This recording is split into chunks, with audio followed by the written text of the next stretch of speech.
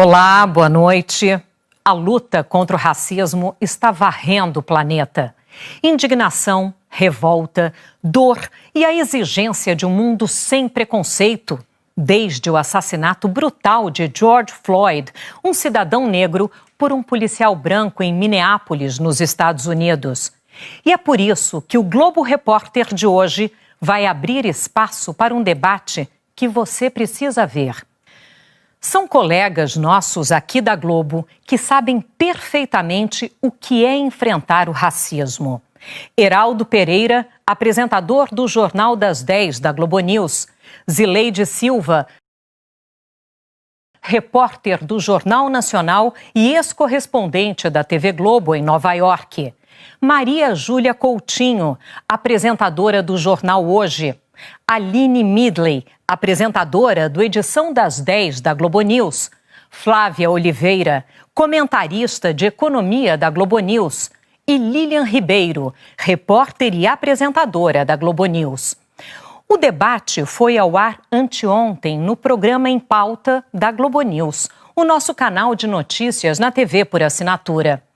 E foi tão importante que não poderia deixar de ser visto também por um público maior, por você, espectador do Globo Repórter. E por que o debate foi feito? Porque na noite anterior, terça-feira, as manifestações que tomavam as ruas de dezenas de cidades americanas acabaram se impondo como notícia mais importante e mais urgente do que a pauta que estava prevista. Como sempre acontece no programa Em Pauta, os jornalistas escalados para aquela noite eram profissionais do mais alto gabarito, só que todos eram brancos. E uma foto dos nossos colegas viralizou nas redes sociais com uma frase: "Rapaziada, a pauta é o racismo". Como disse na quarta-feira o meu colega Marcelo Cosme, o apresentador do Em Pauta, não seria verdadeiro dizer que foi um acidente. Eu repito aqui exatamente o que ele disse. A Globo tem a diversidade como um valor e se orgulha dos profissionais negros que tem em frente às câmeras e por trás delas. Profissionais de altíssimo nível que comandam alguns a apresentação de telejornais na Globo News e na TV Globo. A Globo busca e continuará buscando ampliar essa diversidade. Mas por razões históricas e estruturais de nossa sociedade, também na Globo os colegas negros não são ainda tantos quanto desejamos. Quem divulgou a foto estava certo na crítica. E a Globo News decidiu então reunir os nossos colegas para discutir o racismo no Brasil e no mundo. Foi um debate muito impactante. Ele vai mexer muito com você também. Mas aqui, no Globo Repórter, quem fala com toda a autoridade desse assunto é a nossa querida Glória Maria. Bem-vinda, Glória. Boa noite. Boa noite, Sandra. Muitíssimo boa noite a todos. Realmente o que vocês vão ver é um debate esclarecedor e também emocionante, porque foi feito com o coração, com verdade. Eu não pude participar porque ainda estou me recuperando de um tratamento de saúde, como todo mundo sabe, um tratamento difícil, mas eu superei. E superei também porque de dificuldades eu entendo desde sempre. Quem nasce orgulhosamente negro sabe muito bem o que são obstáculos. Então, como é que eu poderia ficar de fora desse momento tão especial do Globo Repórter? Como não apresentar essa conversa aberta e reveladora dos meus colegas? Vocês vão ver que tudo começa com uma pergunta. Qual é a experiência dos meus amigos com o racismo no Brasil? Bem, para começar, eu vou contar um pouco da minha. Racismo é uma coisa que eu conheço, que eu vivi desde sempre. E a gente vai aprendendo a se defender da maneira que pode. Eu tenho orgulho de ter sido a primeira pessoa no Brasil a usar a lei Afonso Arinos, que punia o racismo não como crime, mas como contravenção. Eu fui barrada no hotel por um gerente que disse que negro não podia entrar, chamei a polícia e levei esse gerente do hotel aos tribunais. Ele foi expulso do Brasil, mas ele se livrou da acusação pagando uma multa ridícula, porque o racismo para muita gente não vale nada, não é só para quem sofre o racismo.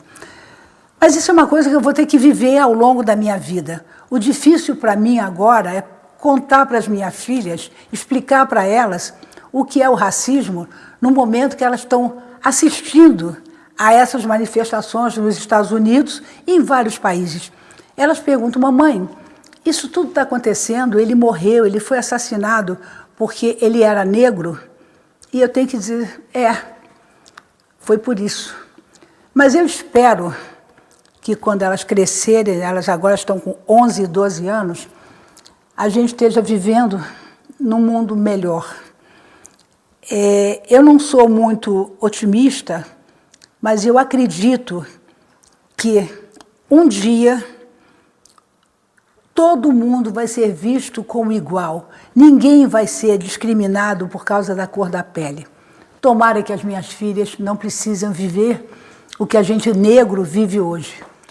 Mas agora vocês ficam com o Heraldo Pereira, a Zileide Silva, a Flávia Oliveira, a Maria Júlia Coutinho, a Aline Midley e a Lilian Ribeiro. Bem, esse debate está realmente fazendo história. E olha, logo, logo, nós vamos estar juntos de novo. Um grande beijo para todo mundo e até breve.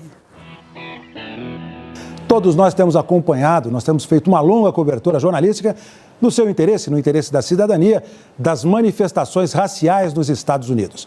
Começaram com a morte de um cidadão, George Floyd. Ele foi abordado por um policial branco e permaneceu nessa situação por exatos 8 minutos e 46 segundos, com o peso do corpo do policial e o joelho no pescoço da vítima. Foi fatal. Era a noite do dia 25 de maio, uma segunda-feira. A partir daí, os conflitos se alastraram pelos Estados Unidos e já se chegou a mais um dia de protestos nos Estados Unidos. A repercussão de tudo no mundo e também no Brasil, nós estamos apresentando com os nossos times da informação nas ruas, time da análise dentro, e temos agora aqui este painel. Passaremos a apresentar, a tratar da questão americana, questão racial, questão de violência e também das questões raciais aqui no Brasil. Veja só, um painel de mulheres jornalistas, mulheres negras, que evidentemente já passaram por experiências de dificuldade racial também aqui no nosso imenso Brasil, o nosso país. Eu começo... Boa noite a todas, é um prazer estar com vocês todas aqui. Eu começo pela Flávia. Flávia, sua experiência de racismo no Brasil. Muito boa noite, Heraldo, aos meus colegas, às minhas colegas. Ter a pele negra é algo que nos acompanha a vida toda. Então, mesmo experimentando alguma mobilidade social, ela não nos livra de situações constrangedoras de racismo. E eu vou contar talvez o episódio que seja mais recente e que exemplifica bem a discriminação que os negros sofrem no sistema de saúde, já que estamos vivendo uma pandemia. Eu fiz uma cirurgia uns anos atrás para retirada de um nódulo no seio. Era benigno, não se preocupem.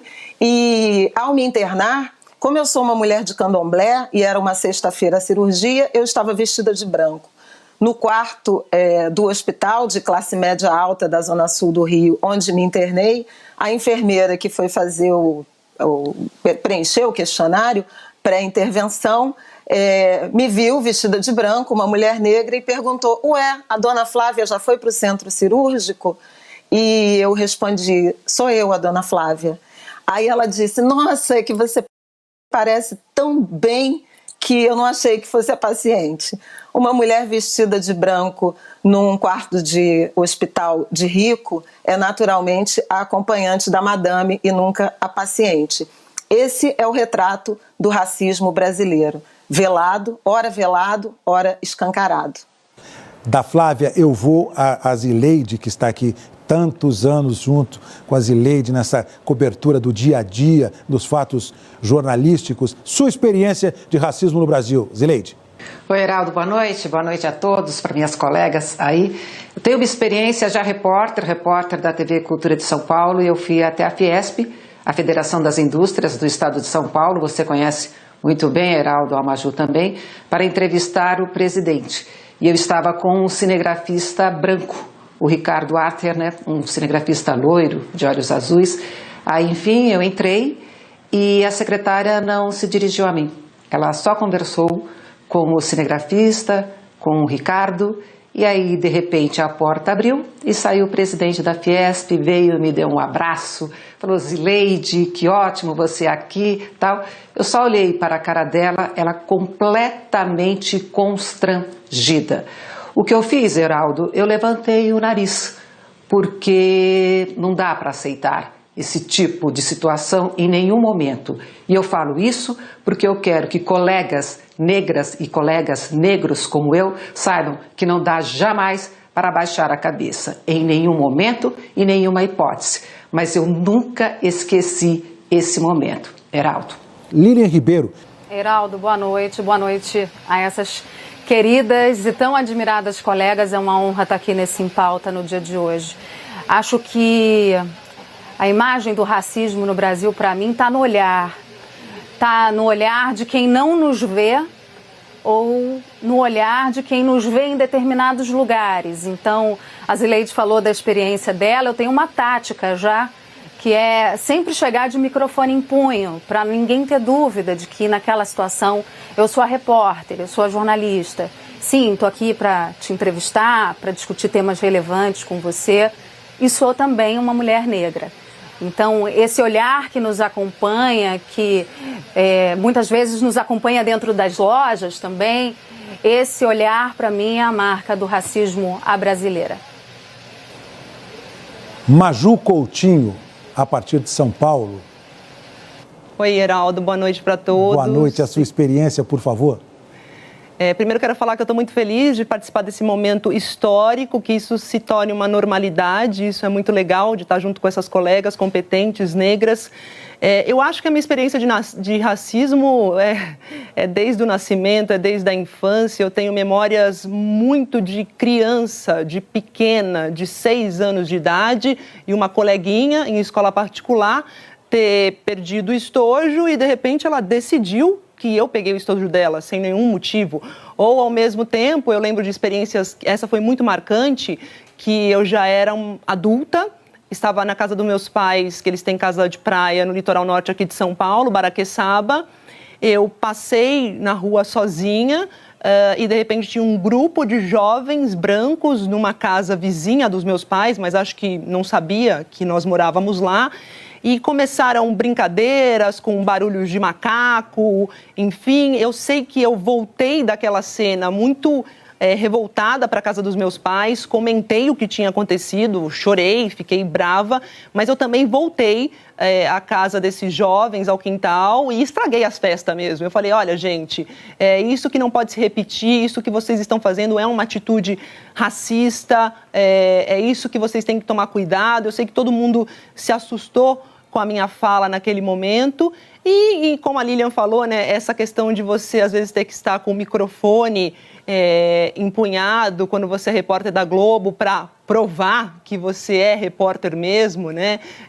Outra experiência que eu já tive com meu marido, que a gente viajou para o exterior, e aí o meu marido negro saiu para passear à noite num parque, numa cidade, e eu não pude ir nessa vez porque eu não estava passando muito bem. E aí ele voltou radiante, falando assim: pela primeira vez eu me senti livre de passar ao lado de mulheres brancas, de senhoras brancas, e não senti um olhar de repulsa e de medo, né? Então, acho que essa experiência de racismo é a experiência também das mortes que acontecem mais cedo na nossa comunidade. Quantos parentes que eu já perdi mais cedo, e a gente sabe que é por desgaste emocional, porque o racismo mata, sim, o racismo nos fere, das violências diárias que a gente acaba tendo que olhar e enfrentar, e esse enfrentar é um gasto de energia tão grande que a gente precisa se trabalhar muito para realmente a gente não sucumbir e manter a cabeça erguida, como a Zileide disse. Aline Midley, a sua experiência inicial. É um prazer estar aqui com tantas mulheres que eu admiro e com simbolismo tão forte. Como o Maju já disse, eu acho que isso tem que ser uma constante agora, ainda que estejamos sendo pautados por uma demanda que vem lá de fora dos americanos. É mais uma oportunidade, mais uma, que a gente tem aqui no Brasil para falar do racismo que mata e que asfixia as pessoas aqui também diariamente. Todos os dias aqui na cobertura da Globo News, todos os dias praticamente, eu lembro isso às pessoas. O racismo mata aqui. O racismo tira o nosso ar, o nosso oxigênio, assim como aconteceu com George Floyd. O racismo também tira a nossa autoconfiança. O racismo também nos tira oportunidades. O racismo nos causa medo. E muitos de nós não fomos preparados para vivê-lo, para encará-lo. Então, quase que diariamente aqui na cobertura, sempre que eu tenho oportunidade, eu falo: gente, o racismo aqui no Brasil não é velado. O racismo aqui no Brasil está escancarado. A gente tem que ver. Então, se essa pauta vem de fora, que baita oportunidade a gente tem aqui mais uma vez de convocar os brasileiros a olharem para isso, a mudarem a narrativa sobre isso e começarem a ouvir as narrativas que interessam. E acho que nós aqui hoje, nesse grupo, trazemos algumas importantes que podem servir de ponto de partida para vocês que nos acompanham. Então, primeiro aqui, agradecer essa oportunidade de estar aqui com vocês, agradecer a chance de falar sobre isso com esse time aqui reunido. E mais, falar que a vivência do racismo te acompanha desde cedo, com algumas particularidades. Eu, como vim de uma família miscigenada, vivi isso de determinadas formas e cada uma de nós aqui também.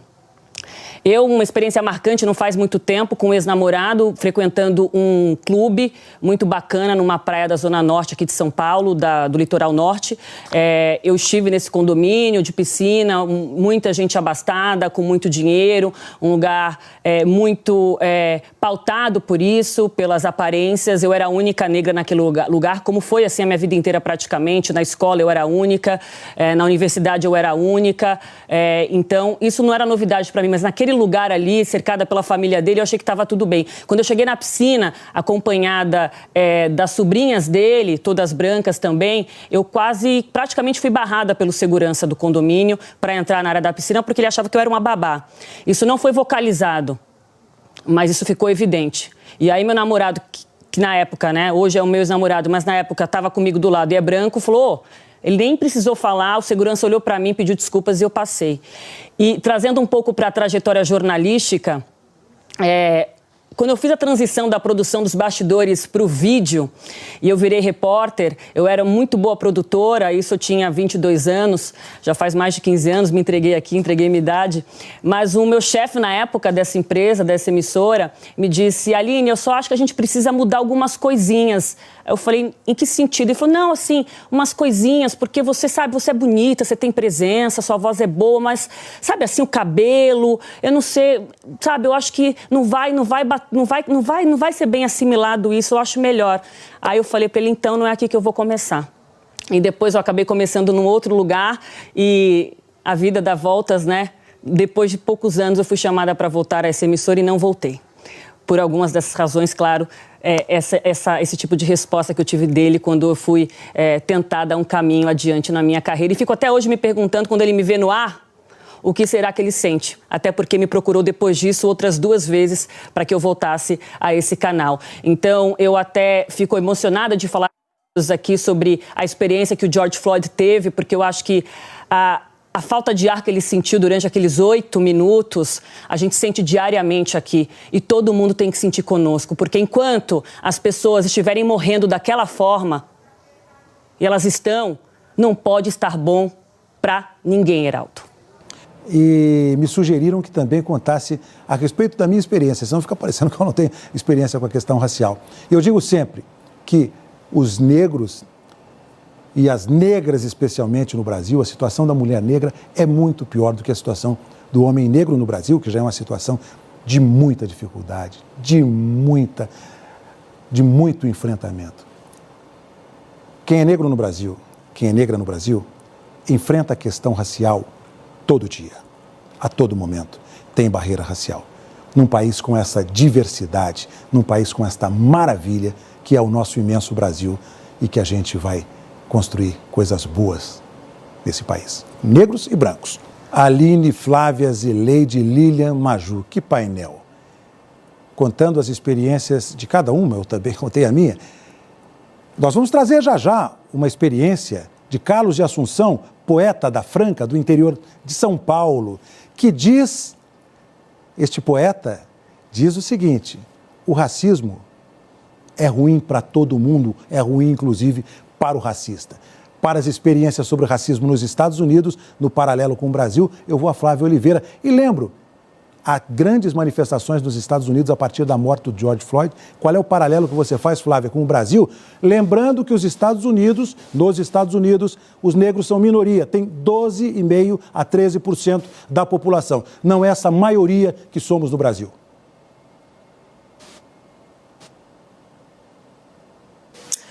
É isso, Heraldo, você tem toda a razão. Há uma diferença primordial em termos de escala, né?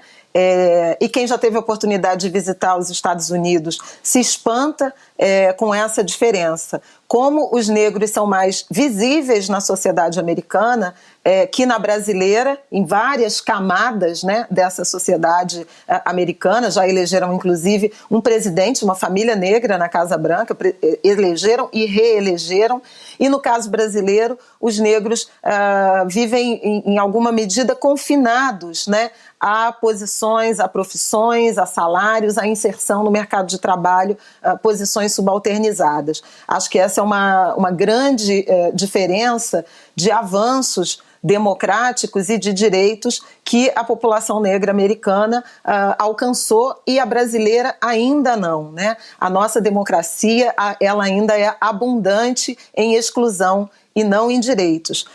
Acho que essa é a principal diferença. Agora, o que nos une, tanto lá quanto cá, também os negros estão predominantemente em funções de menor remuneração, mais sujeitos à informalidade, mais excluídos do sistema de saúde, de um sistema de saúde de qualidade e, no caso específico do debate atual, vítimas predominantes da violência policial e também do encarceramento em massa. Eu acho importante a gente lembrar disso. A população carcerária norte-americana, assim como a brasileira, é formada no Brasil predominantemente por negros e nos Estados Unidos com uma proporção muito maior de negros em relação à participação na sociedade.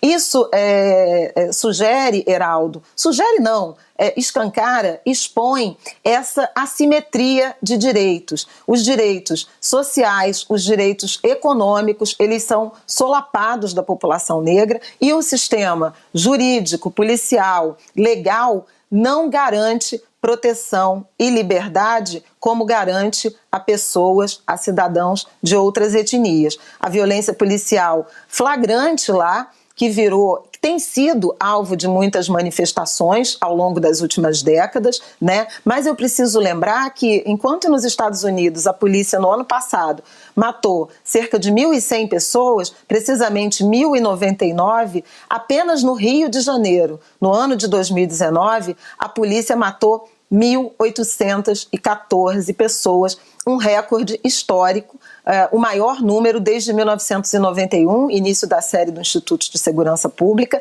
e que aqui, em plena pandemia de Covid-19, o Rio de Janeiro também tem experimentado um aumento da violência policial, das operações policiais em favelas já acossadas pela pandemia, em condições de moradia, de acesso a serviços como água e saneamento também limitadas, mercado de trabalho achatado, com muito desemprego, com muita perda de renda e, além disso, esse ambiente de violência, de operações policiais, que só na semana anterior ao assassinato de George Floyd, no Rio de Janeiro, houve 4 assassinatos, pelo menos 4 assassinatos de jovens negros em favelas. O João Pedro, no Complexo do Salgueiro, em São Gonçalo, o Iago, em Acari, na zona norte do Rio, o João Vitor na Cidade de Deus, o Rodrigo no Morro da Providência e no último sábado o Mateus na região do Borel, na vizinhança do Borel. Então veja que é uma rotina de brutalidade policial, de violência homicida que atravessa países que sofreram essa colonização assentada na escravidão, como foi o caso do Brasil e foi o caso dos Estados Unidos. Com as diferenças de que, por exemplo, os Estados Unidos, é óbvio, né, não tiveram a quantidade de escravos que o Brasil teve, dos últimos países a manter a escravidão numa quantidade que todos nós sabemos. Mas Zileide Silva viveu, é um caso raro a Zileide, porque a Zileide foi correspondente, mulher negra correspondente nos Estados Unidos. Ela conhece de perto a experiência americana e a experiência brasileira e pode nos ajudar nesse paralelo que estamos fazendo para levar para o nosso público telespectador, para levar para o Brasil, formado por negros, por brancos, por descendentes de tantos povos que aqui vivem, que aqui constroem esta nação, este projeto de nação, para que ela nos conte também essa experiência. Zileide, você foi uma pioneira como correspondente. Isso me dá muito orgulho, eu agradeço à TV por essa oportunidade. Agora, Heraldo, eu queria pegar carona no que a Flávia disse, ela falou rapidamente da eleição do presidente Barack Obama, e até hoje eu tenho aqui no escritório, eu ganhei de uma colega um quadro com a capa do jornal O Globo, quando Barack Obama foi eleito. E a manchete era: o mundo celebra a nova cara dos Estados Unidos. Essa nova cara, enfim, uma família negra pela primeira vez nos Estados Unidos, uma família, Barack e Michelle, de classe média, universitários, advogados, enfim, que foram e chegaram à Casa Branca. E eu lembro que a campanha do Barack Obama, ele falava muito assim: sim, nós podemos. Heraldo, você já passou por isso várias vezes, a gente vive isso muito no Congresso Nacional, quando muitas vezes seguranças negros vêm conversar com a gente e falam: olha, Zileide, você é um exemplo para os meus filhos, o Heraldo Pereira é um exemplo para o meu filho, porque, enfim, vocês conseguiram. Então eu tenho sempre esse raciocínio: sim, nós podemos. E aí essa manchete, a nova cara dos Estados Unidos. Pode ter sido ingenuidade, mas parecia mesmo que seria um novo momento para a sociedade americana, servindo como exemplo para o mundo. Essa família negra dos Estados Unidos, essa família negra na Casa Branca. Aí eu lembro disso, lembro do presidente Barack Obama sendo reeleito, depois você tem a eleição de Trump, e aí essa imagem que não me sai da cabeça, acho que não sai da cabeça de ninguém, de um policial branco, com a mão no bolso e o joelho no pescoço de um cidadão negro. Um segurança, um trabalhador, durante quase 9 minutos, com ele repetindo várias vezes: eu não consigo respirar.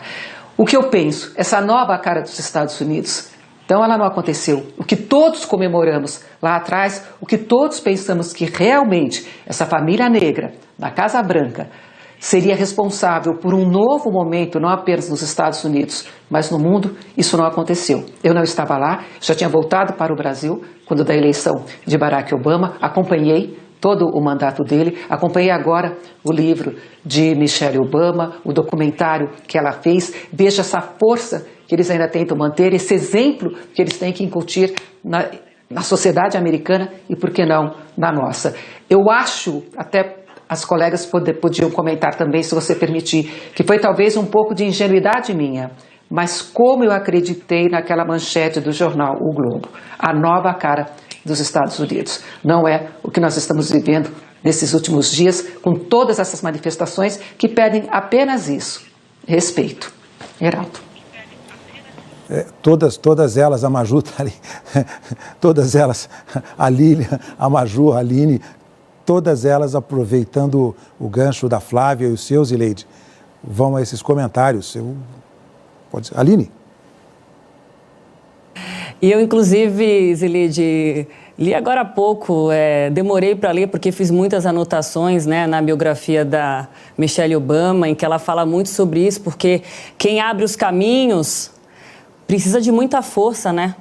Não é fácil, é um peso muito grande carregar essa mudança na história. Eu conversei muito com alguns pesquisadores de história africana nos últimos dias e é recorrente a gente falar sobre a vivência do Barack Obama, né? Como é que nem um presidente negro, o primeiro da história de um país com essa história, nem os 8 anos do Barack Obama no poder foram suficientes para mudar, porque as fendas, de fato, são muito profundas. É uma mudança de cultura, de patamar, de parâmetro, é muito profundo. O Barack Obama, sem dúvida alguma, com a Michelle, com tudo que eles representam até hoje, isso está posto, está colocado. Os Estados Unidos nunca mais serão os mesmos depois dessa experiência e a prova disso talvez também seja exatamente o que a gente está vendo hoje. As maiores manifestações desde os anos 60, desde os movimentos civis que levaram o Dr. King na época, quer dizer, eu acho que isso está posto já. As mudanças não vão de fato acontecer de uma hora para outra, inclusive aqui também não. Mas as oportunidades estão aí, a reflexão tem que ser diária. Teve essa onda de posts essa semana de colocar uma tela preta, né? Eu acho isso louvável, me emociona, mas o post que eu fiz foi exatamente sobre o entrevistado que a gente recebeu aqui, Ronilson Pacheco, um pesquisador brasileiro, negro, que está estudando teologia e direitos civis lá em Nova York, em que ele fala, para avançar, e por isso também os americanos não avançaram ainda o suficiente, é preciso ter vontade de toda a sociedade, um debate honesto para encarar isso, e isso começa individualmente em cada um. E, de fato, mesmo Barack Obama no poder, nem todos fizeram esse exercício, essa reflexão individual de olhar para si, olhar para os próprios privilégios. E a nossa mudança aqui também é essa. A gente tem que sentir o desconforto do nosso conforto. O desconforto pelo conforto que a nossa cor branca, no caso de quem não é negro, sente. Um conforto que deve incomodar. Olhar por seus privilégios, olhar para eles e se perguntar onde é que estão os negros na sua cidade? Onde é que estão os negros no seu trabalho? O que eles fazem? Como você os observa? A Djamila Ribeiro, que hoje para mim é quem mais fala bem de racismo assim, dessa nova geração, ela fez um artigo recentemente na Folha de São Paulo falando sobre a tia do cafezinho, que para mim é genial, porque é exatamente do que se trata, de um processo de desumanização pelo qual muitos negros passam, muitas vezes um processo que precede exatamente a violência máxima, que é um tiro, como foi o caso do menino João Pedro. Essas pessoas, em muita situação, são desumanizadas. E a gente tem que reumanizá-las. O nosso papel na imprensa hoje é lembrar as pessoas disso. Que todas as vidas importam mesmo. E, infelizmente, só um presidente negro, por mais potente e forte que isso seja, o que isso representa, não é suficiente, porque todo mundo tem que mudar. O coletivo tem que mudar a partir do individual. Essa reflexão tem que ser de cada um de nós. E a gente tem que repensar os privilégios para que, de fato, a gente consiga mudar uma estrutura que vai levar anos para ser transformada, mas que tem que começar de algum lugar. E as novas gerações são a minha maior esperança, como é que elas serão educadas. E acho que os jovens que estão nas ruas mostram o caminho para a gente. Aline Midley, esse mosaico de colegas jornalistas, uma raridade, eu nunca tive essa possibilidade. Vocês falavam de Barack Obama, com 12,5% da população de origem africana, os americanos tiveram um presidente de origem africana, um negro, com 12,5%. A minoria fez um presidente da República. Que, aliás, neste momento em que há protestos nos Estados Unidos, protestos pela questão racial. Isso é que está colocado, é uma questão racial. Um negro foi assassinado por um policial branco. A partir desses protestos, quem vai e se manifesta? Barack Obama. Hoje, Maju Coutinho. Então, Heraldo, queria pegar o gancho aí da Zileide, que falou sobre a posse do Barack, né? Que como a gente tem agora esse slogan, eu não consigo respirar, na posse do Barack era diferente, né? Nossa, eu consigo respirar, finalmente eu consigo respirar, que esperança, né? Mas aí a gente se pergunta, como a Zileide se perguntou agora, né? Parece que tudo mudou, parece que não deu certo. E aí eu lembrei, se não me engano, eu quero até que a Flávia me ajude aqui, se foi o Kabengele Munanga que disse isso, o professor, que ele disse que o sistema racista, ele consegue se atualizar, se modificar.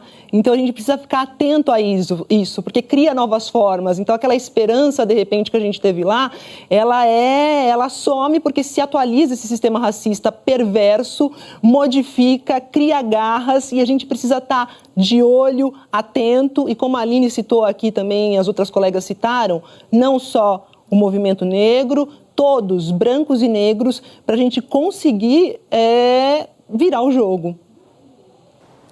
Maju Coutinho e a experiência. Eu vou à experiência da Lilian Ribeiro, porque eu conheço um pouco da história da Lilian Ribeiro, que é uma colega jornalista do Rio de Janeiro, que conhece a fundo as comunidades do Rio de Janeiro, as favelas do Rio de Janeiro, o subúrbio do Rio de Janeiro. Lilian Ribeiro e a sua experiência nesse paralelo com a experiência americana.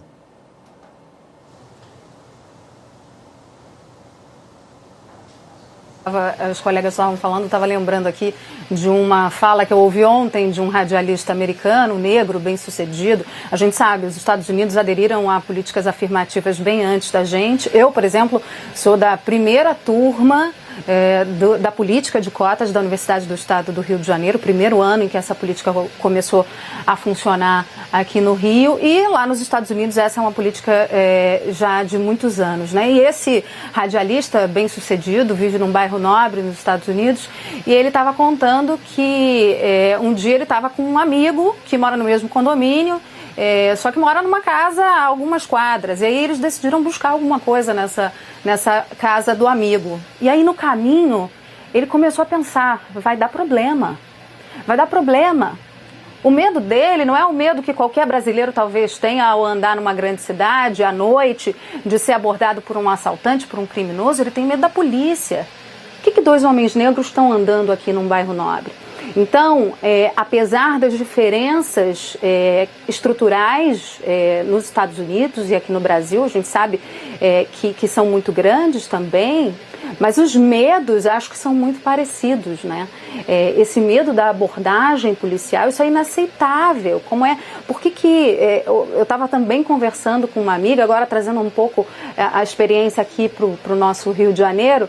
Estava conversando com uma amiga que tem um sobrinho de 18 anos e ela dizia para mim, Lilian, a experiência do racismo, para mim, hoje é insuportável. Eu tenho meu sobrinho de 18 anos e se o meu grande medo hoje ele vai saber reagir a uma abordagem policial?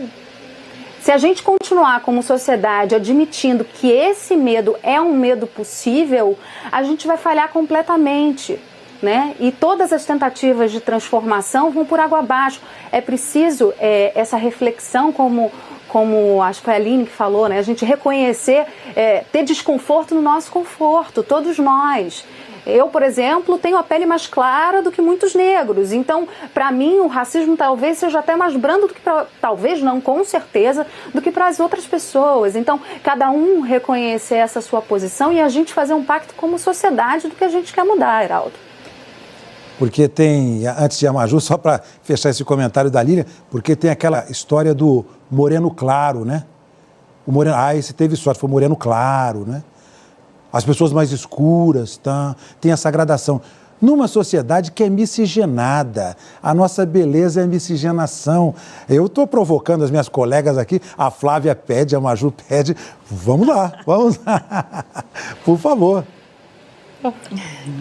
Quem vai? Maju?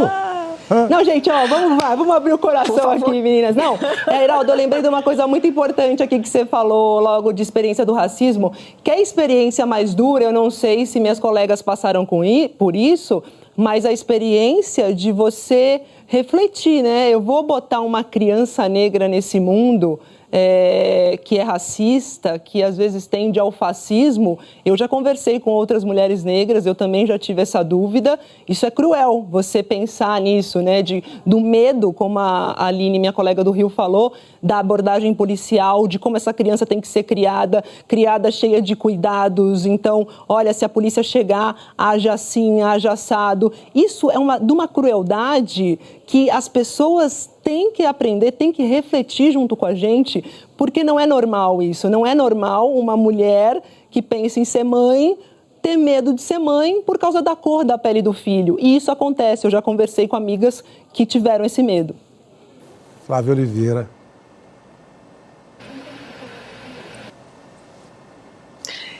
Não, eu queria complementar, porque a Aline falou dessa questão esse debate que a gente chama de colorismo, que essas diferenças, essas nuances de discriminação, de inclusão ou de exclusão de acordo com a gradação da cor da pele e essa mestiçagem, que essa foi uma ideologia aplicada no Brasil com o objetivo de embranquecer a população. A virada do século XXI, o país sonhado pelos racistas, supremacistas que nos moldaram ou que nos comandaram e voltaram a nos comandar, né, agora nessa virada de 2019 para cá, era ancorada num ideal de embranquecer essa nação. Por isso o Brasil tem mais de 100 de denominações para tons de pele, justamente numa tentativa de fugir da negritude. A novidade é que a partir do final do século XX e ganhando muita força nessas primeiras décadas do século XXI, o aumento da autodeclaração como preto e pardo, sobretudo como preto, né, uma identificação maior com a negritude, com as raízes africanas, com a contribuição, a participação fundamental que os descendentes de africanos e os africanos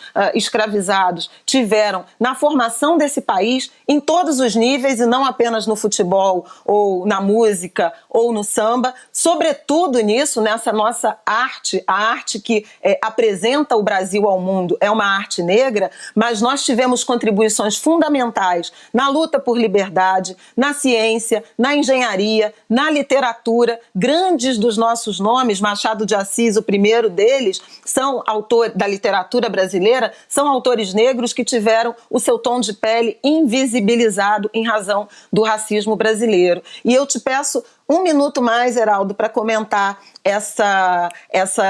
esse comentário da Maju sobre a questão da maternidade, né, das mulheres negras. É a pura verdade, há muitas jovens negras questionando, né, a decisão de serem mães em razão desse ambiente de violência e de racismo, mas eu queria lembrar que nós somos também produtos de úteros e de linhagens de mulheres negras que acreditaram na perpetuação e na nossa existência. Nós somos sobreviventes de um projeto muito cruel de extermínio e eu valorizo muito a minha ancestralidade, sobretudo a minha linhagem feminina, por isso também, Heraldo. Não é bacana a gente estar aqui discutindo uma questão aqui na Globo News, que é uma questão do Brasil, não é uma questão de negros ou de brancos, é uma questão do Brasil, é uma questão nossa. E com esse time de colegas, que eu nunca tinha tido a oportunidade de estar aqui com vocês e juntos a gente discutindo, a partir da experiência americana, de um caso de racismo, a situação de racismo no Brasil e no mundo. Crime abominável. Maju, palavra.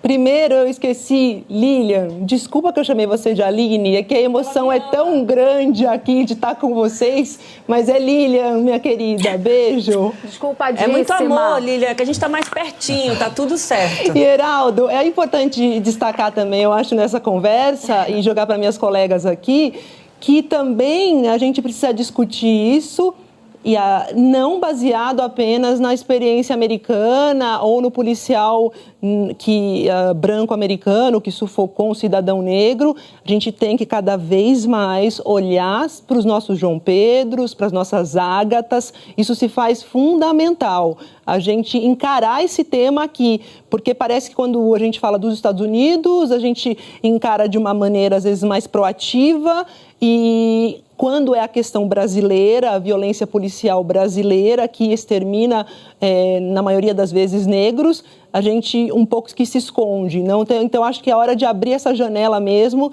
e a gente escancarar essa violência que também ocorre aqui e é muito grave. Aline, por favor. Queria complementar uma fala da Flávia, que eu acho muito importante. Eu acho que o orgulho negro, o orgulho da própria origem, muitas famílias negras muitas crianças negras ainda crescem no Brasil, por vários fatores também, sem ter isso como pauta dentro de casa. O racismo acaba sendo ali um monstro do qual você vai fugindo, e aquilo não vai sendo dito, não vai sendo comentado. Então, já que estamos aqui em muitas mulheres crescem sem essa educação para o racismo, sem orgulho do que são. Mas quando esse processo acontece, ele está acontecendo cada vez mais rápido, de maneira cada vez mais forte, esse orgulho negro também pauta o sistema, pressiona o sistema. O sistema se vê obrigado a repensar isso, porque é um mercado consumidor. É um mercado que não vai mais querer alisar o cabelo, é um mercado que vai querer ser crespo.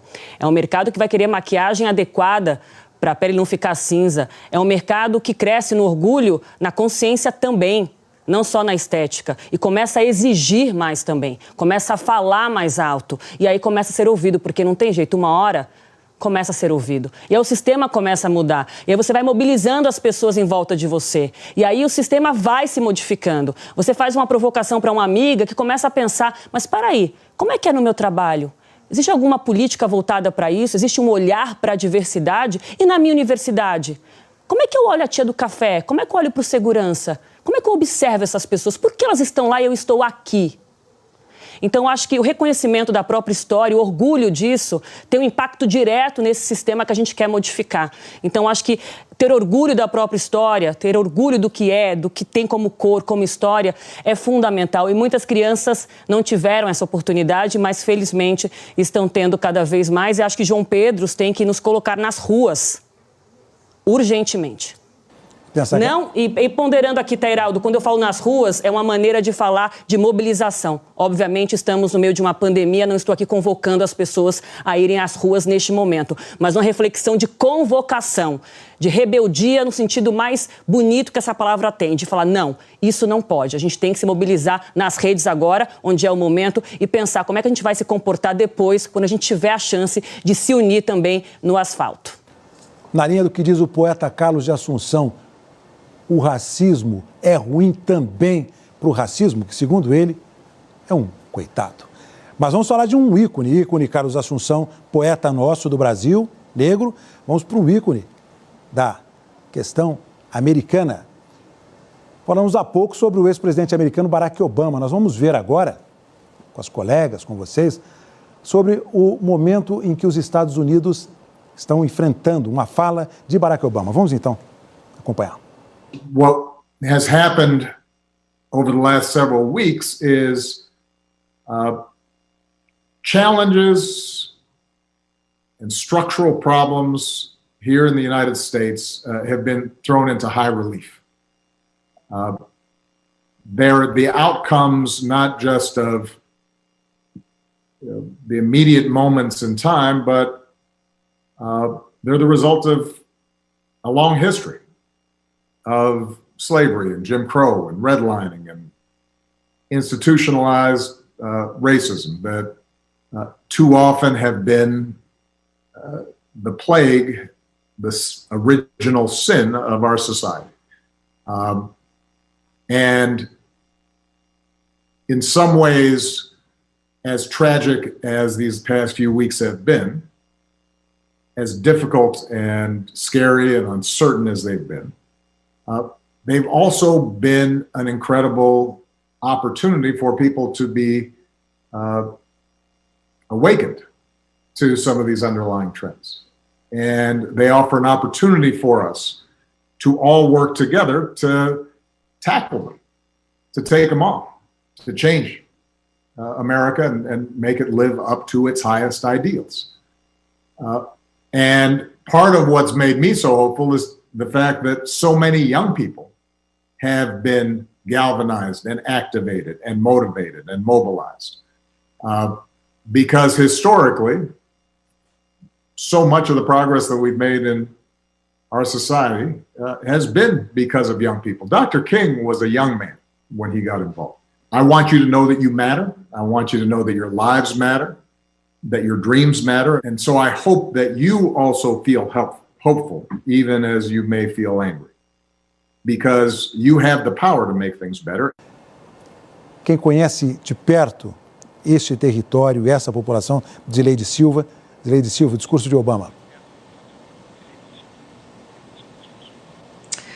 Olha, Heraldo, falando sobre essas mazelas, falando sobre racismo, o ex-presidente Barack Obama usou expressões fortes como praga, como pecado original, mas ele falou também em esperança. E eu acho que é isso que essas manifestações tentam mostrar. Essas manifestações, inclusive, lembram muito aquelas que aconteceram aqui no Brasil em 2003, manifestações que começavam sempre de uma maneira bastante pacífica, e aí, durante o decorrer das manifestações, começaram a surgir os black blocs, que nós chamávamos aqui, e que levaram as manifestações para a quebradeira, com a participação de vândalos.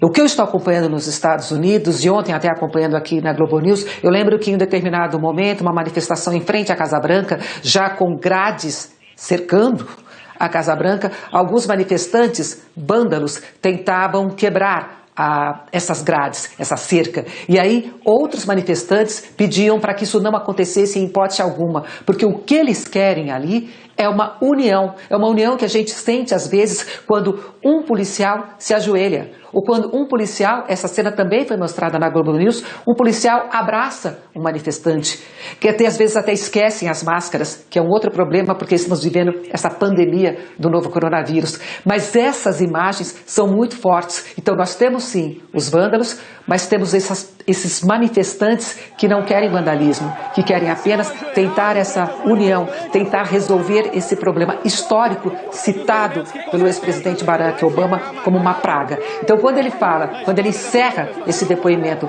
falando em esperança, é o que todos nós desejamos, tá? Lá e no Brasil. Porque, como você disse, Heraldo, o racismo é uma mazela, o racismo sufoca, o racismo mata. Então, essas manifestações têm que ser para que isso pare, para que isso termine. Não vai acontecer agora, não vai acontecer num período extremamente curto, claro que não, mas é o que todos nós desejamos e que tão bem o ex-presidente Barack Obama soube verbalizar.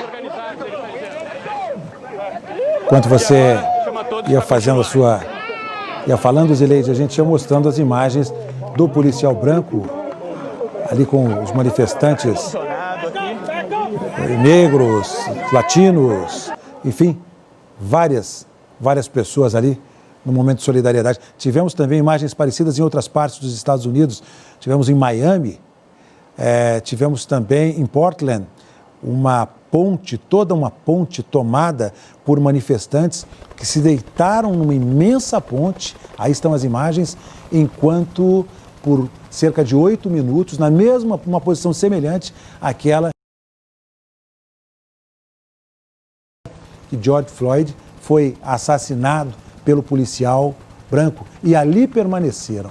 Veja, é uma ponte imensa, 420 metros de ponte, e as pessoas permaneceram aí na posição de George Floyd, num ato de protesto. Aí estão as imagens,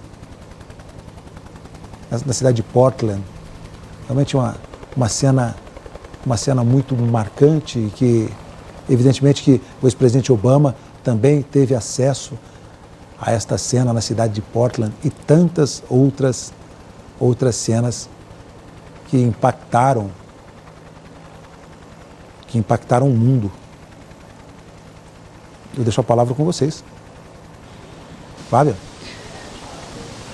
São imagens, Heraldo, só concluindo, extremamente fortes, e o que elas representam é o que deve prevalecer, é a esperança citada pelo ex-presidente Barack Obama. Maju? Heraldo, você falou de cenas marcantes, acho que a gente não pode deixar de lembrar uma cena que para mim marcou o dia hoje, que foi a filha do George Floyd, acho que de 6 anos, na rua, no colo de alguém, e ela falou assim, meu pai mudou o mundo, acho que foi isso, né? E realmente o pai dela deu uma chacoalhada grande nesse planeta aqui, eu achei essa cena também muito emocionante hoje. Flávia?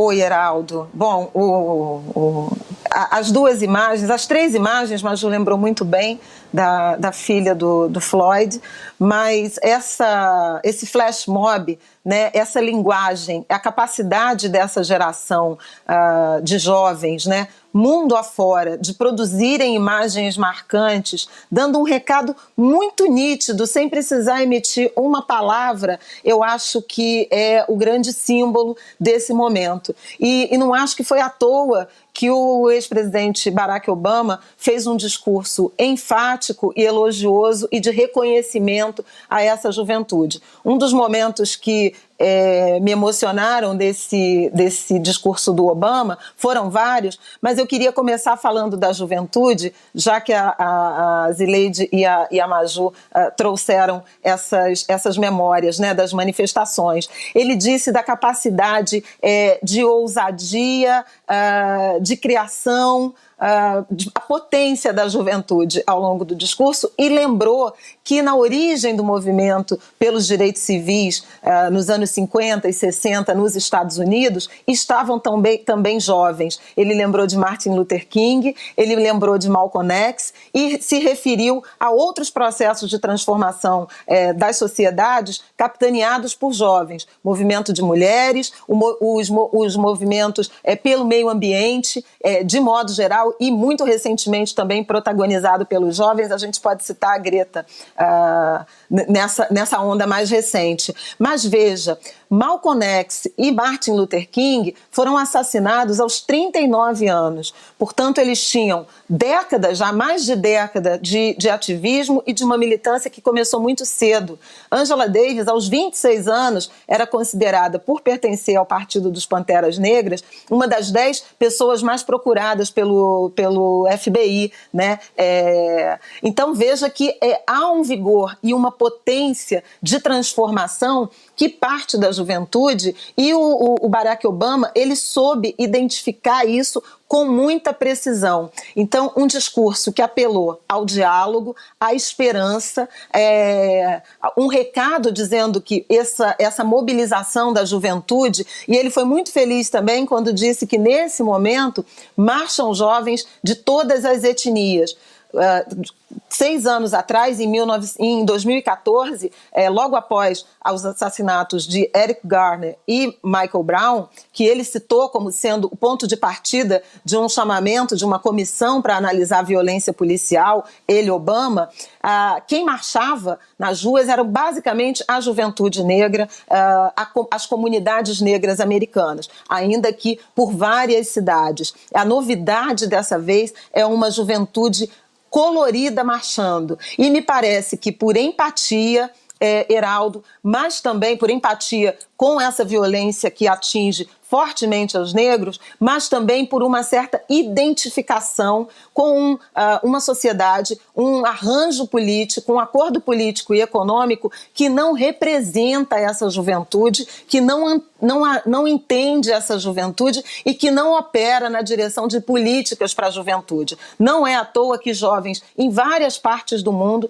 têm se manifestado cobrando políticas públicas. É uma faixa etária muito exposta à violência, ao desemprego, à baixa remuneração, às poucas oportunidades, e uma juventude criada num ambiente que lhes prometeu uma outra sociedade e um outro nível de bem-estar e de condições de vida. Então, destaco essa ênfase do Obama e fazendo aí uma analogia ou um antagonismo flagrante ao presidente Donald Trump, que acenou a essa juventude com o ato de insurreição de 1807, que é pôr o exército nas ruas para combater essa juventude que hoje ocupa e se manifesta, e lembrar que a última vez que o ato de insurreição foi utilizado foi em 1992, em Los Angeles, em razão do espancamento de Rodney King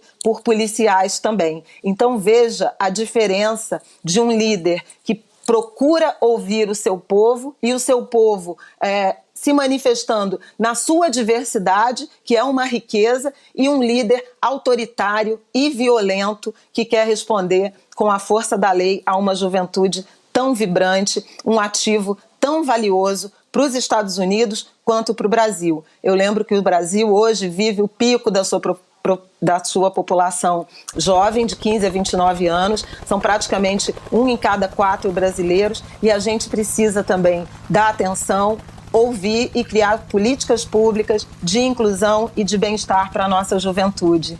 Nós estamos aqui recebendo a participação da Zileide, da Flávia, da Aline, da Lília e da Maju, analisando os fatos dos Estados Unidos no paralelo com o Brasil.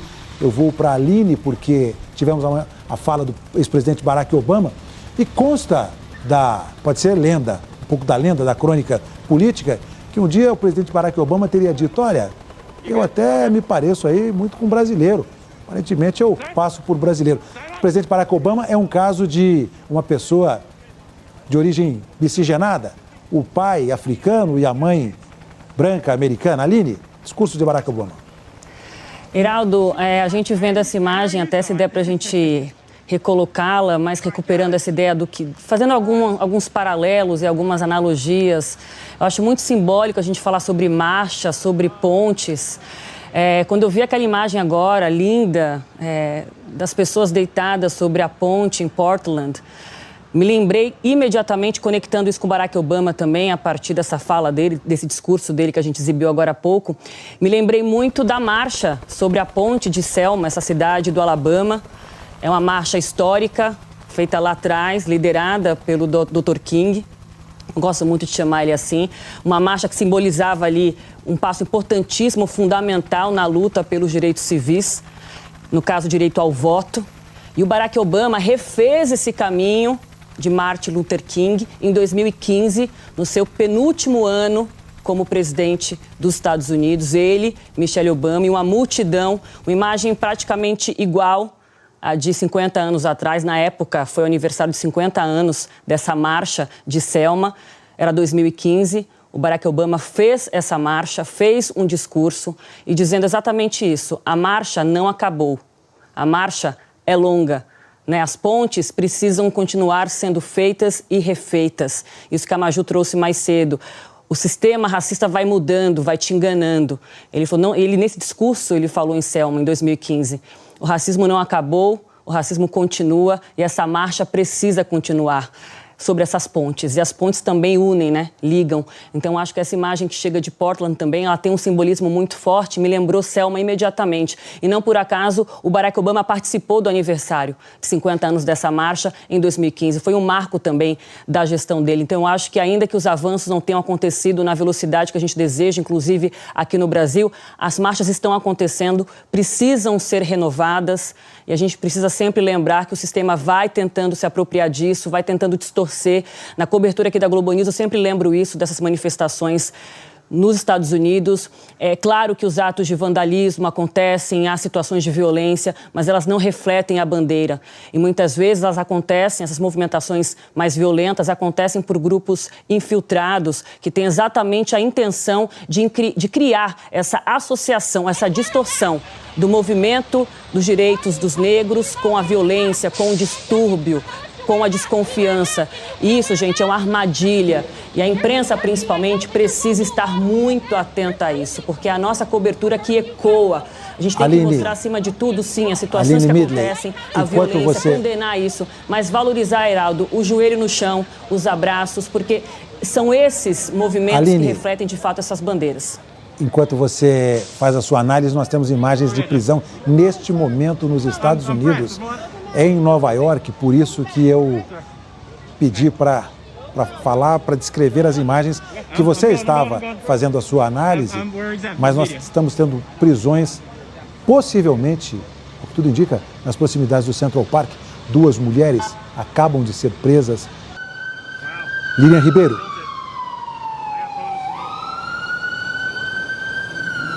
Heraldo, a partir também do que disse a Aline, do que disse a Flávia, a gente está falando de uma luta imagética dessas imagens e uma luta de narrativa. Então, na medida em que há vandalismo e atos de depredação, há uma tendência de que esse passe a ser o foco da cobertura e da narrativa sobre os protestos. Então, como bem disse a Aline, essa é uma armadilha. Então, é preciso que o o movimento esteja muito atento a isso para não cair nessa armadilha e que a morte de George Floyd continue sendo o centro de tudo isso e o que essa morte representa. Eu acho que essa adesão da juventude branca americana, a juventude latina, tem também muito a ver com a questão da imagem. George Floyd morreu diante dos nossos olhos, diante dos olhos do mundo. Então, ele foi asfixiado por minutos por um policial branco, com outros policiais assistindo a cena e nada fazendo, e isso não há como negar, né? A imagem da morte de George Floyd é inegável, então ela prescinde de laudo da perícia, de nota oficial do Departamento de Polícia, de artifícios que poderiam ser manipulados para dizer que alguma coisa aconteceu que não uma abordagem totalmente inadequada, fora do protocolo que levou à morte de um homem negro.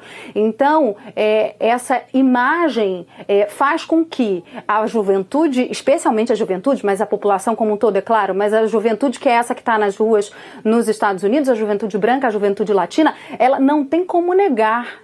Ela viu, aconteceu e ela viu, e é por isso que as pessoas estão se manifestando. Então, eu acho que essa questão da imagem, ela é muito forte. Eu queria só levantar um ponto rapidamente sobre o que o ex-presidente americano Barack Obama falou no discurso dele, né? A expressão que ele usou de pecado original.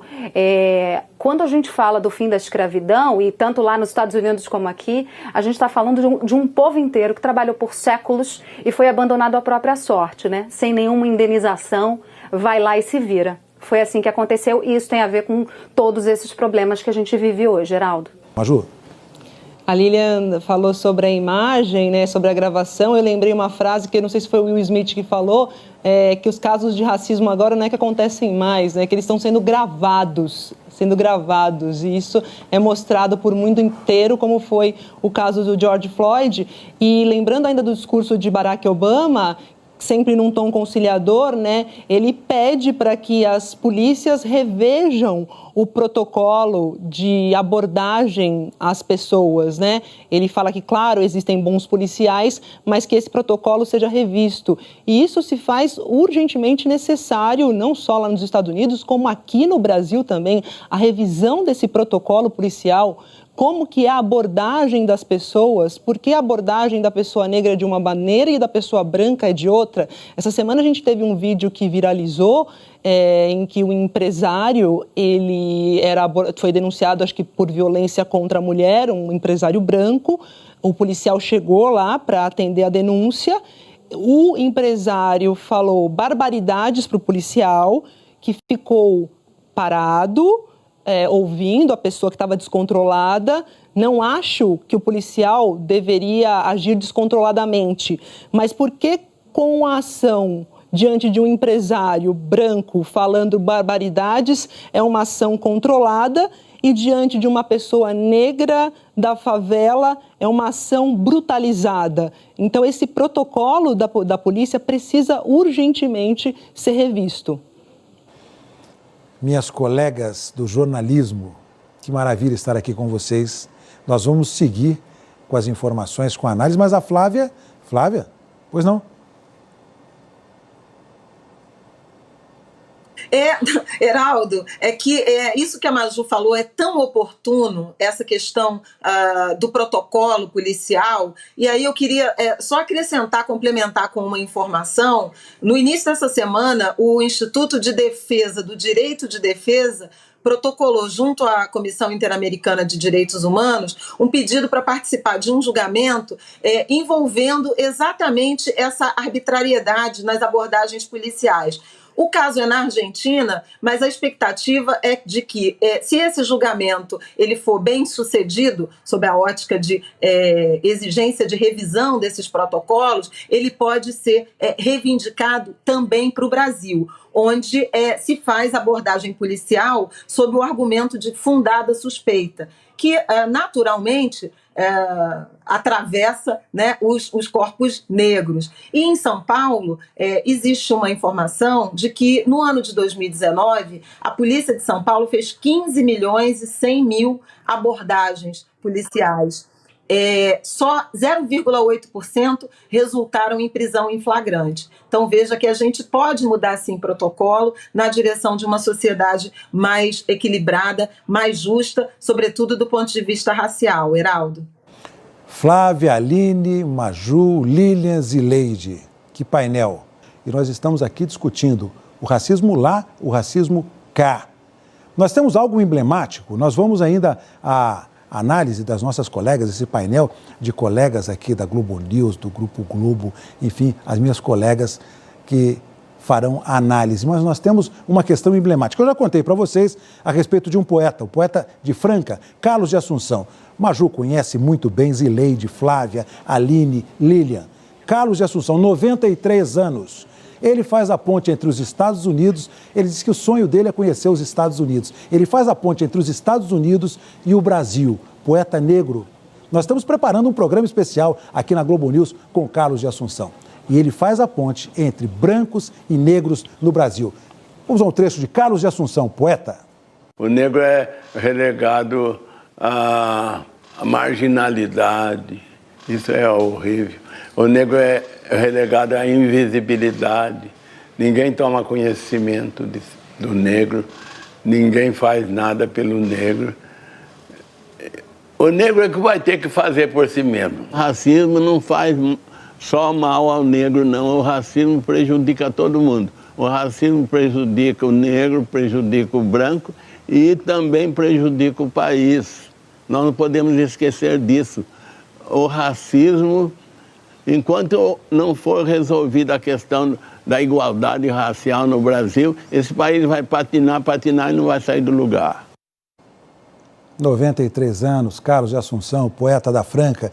Eu vou a vocês para falar, para a gente analisar esta questão de se furar esses bloqueios impostos pelo racismo. Nossas famílias, nós conhecemos isso e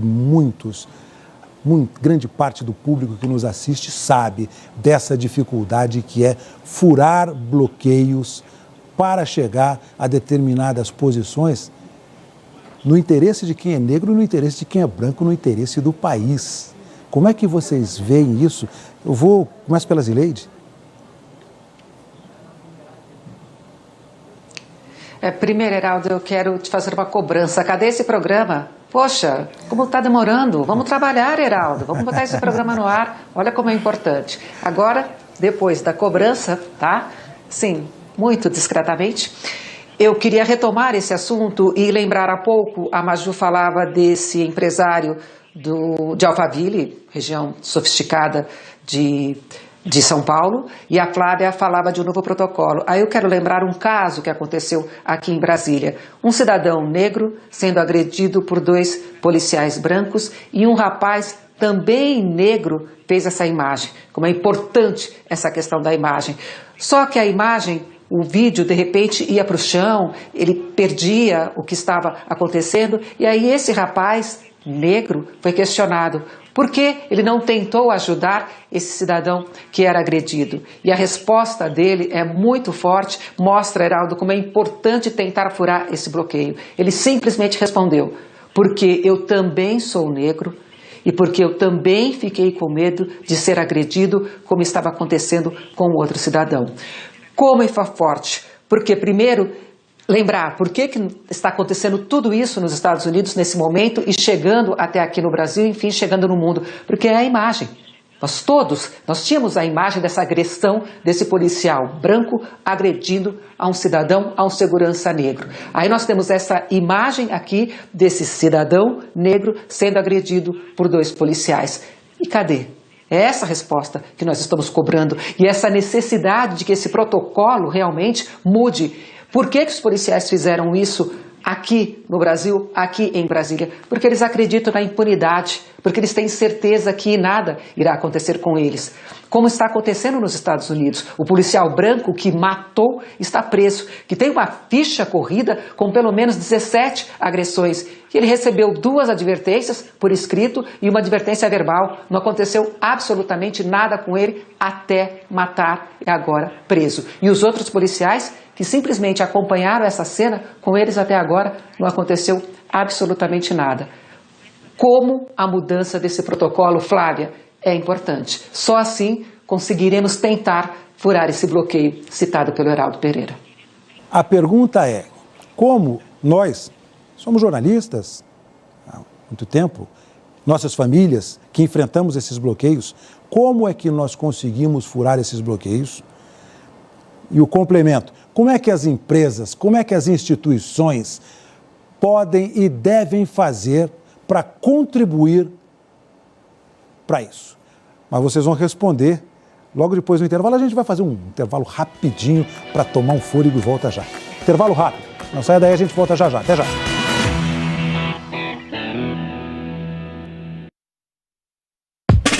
Agro.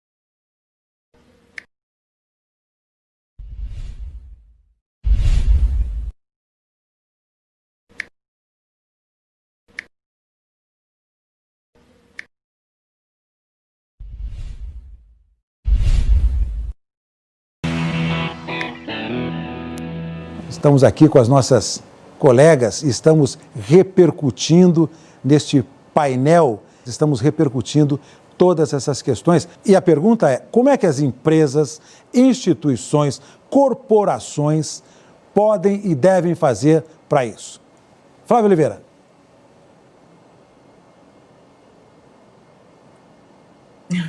Sabia que você ia me chamar, professor Heraldo. Heraldo, quando você perguntou quais foram as estratégias, toda vez que eu penso nisso, nessa experiência da mobilidade social, que nós todos, nós 6 aqui nessa tela hoje, vivemos, eu penso no compromisso, né, dos nossos familiares, ancestrais, antepassados, com a educação, né? O nosso povo foi trazido a esse território originalmente indígena e nos foi tirado nome, língua, religião, ou nos foi tentado tirar.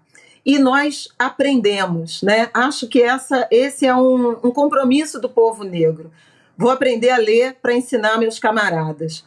E ler em todos os sentidos, e aprender em todos os sentidos. Então, o compromisso primordial é com a educação, e não é à toa que o movimento negro, entidades culturais e personalidades negras sempre se comprometem e cobram muito investimentos em educação, apoiam muito investimentos em formação, em educação e qualificação profissional. A última safra foram as cotas de acesso à universidade pública. No entanto, as empresas, o setor privado, mas também o governo, subaproveitam esse potencial, uma geração ou gerações, principalmente agora, né, de jovens negros muito bem formados, porque tem letramento formal, esse que nos é exigido pela sociedade moderna, mas um letramento também de experiência com o território, de redes de solidariedade, de relações comunitárias, de arranjos colaborativos. Isso seria absolutamente fundamental, lucrativo e rentável se incorporado à rotina empresarial. No entanto, o que a gente vê é que quando há algum tipo de oportunidade de acesso às empresas, normalmente são em posições de base. Tem muitos, por exemplo, jovens aprendizes negros, estagiários e estagiárias, mulheres, mas à medida que o sarrafo sobe, para usar um termo aí do esporte, o que a gente vê é uma invisibilização nos postos gerenciais, nos postos de diretoria, em presidências e também nos conselhos de administração das empresas. Há muitos estudos que mostram que quanto mais diverso é o processo decisório, não é sobre ter metade dos funcionários negros, é sobre ter metade dos gerentes, é sobre ter metade dos diretores, é sobre metade das grandes empresas serem presididas e terem executivos negros. Quanto mais diversidade no processo decisório, maior a capacidade de inovação e, portanto, de geração de lucro. É isso que o nosso setor privado precisa aprender. E eu digo mais, Heraldo, com urgência, ou ficaremos para trás nessa corrida por mais desenvolvimento econômico. Aline Midley, a participação do setor privado, da iniciativa privada, instituições, organismos públicos, privados, para contribuir com essa quebra dessas barreiras no nosso imenso Brasil? Precisa ser provocado pelo debate que a imprensa tem que trazer também. Eu acho que o recorte racial, a questão da raça, tem que estar presente em praticamente todas as discussões que envolvem o Brasil, em praticamente todas as áreas. A gente não traz isso. Nos Estados Unidos, por exemplo, quando a questão da violência policial, ela já está diretamente associada a isso é discutido sempre, a gente não faz isso aqui. E sempre tem um pouco aquela acusação que vem do outro lado, que exagero, mimimi, não é para tudo isso. É para tudo isso sim, o avanço do país passa por isso inevitavelmente. Então, a gente tem que se encorajar a trazer a temática da raça para todas as nossas discussões, nos prepararmos para isso, trazermos vozes negras que estudam, e que estão ali prontas na academia para falar, trazer pessoas que precisam ocupar esses espaços de comunicação também, para que o empresariado se sensibilize com isso e comece a repensar os seus espaços também. Imaginar o negro nesses locais, sensibilizar as empresas para que elas consigam, de fato, observar que a diversidade ela é boa para todo mundo, ela é boa para a empresa, ela é boa para o país, ela cria um ambiente mais diverso, mais plural, mais rico, mais dinâmico, mais bonito, é bom para todo mundo. Aline Midley, da Aline Midley, nós vamos agora para Lilian Ribeiro. E porque você, Lilian, é também um exemplo de como é possível, nas adversidades, como nós, de modo geral, superarmos barreira para alcançar determinados sonhos, realizar as nossas vontades. Você é um exemplo a partir do Rio de Janeiro, conheço a sua história. No que as empresas podem não, que devem contribuir, no que as instituições podem não, devem fazer, para que a gente tenha realizado o projeto de construção dessa nação que incluirá brancos e negros.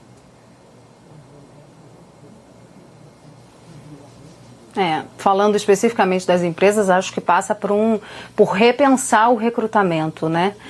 Olhar para essa realidade da empresa e perceber a ausência negra, que é uma coisa que qualquer negro, quando chega numa empresa e olha para postos, em postos mais altos em termos de hierarquia, ele vai ou se sentir sozinho ou perceber que lá em cima ou não tem ninguém ou quase ninguém.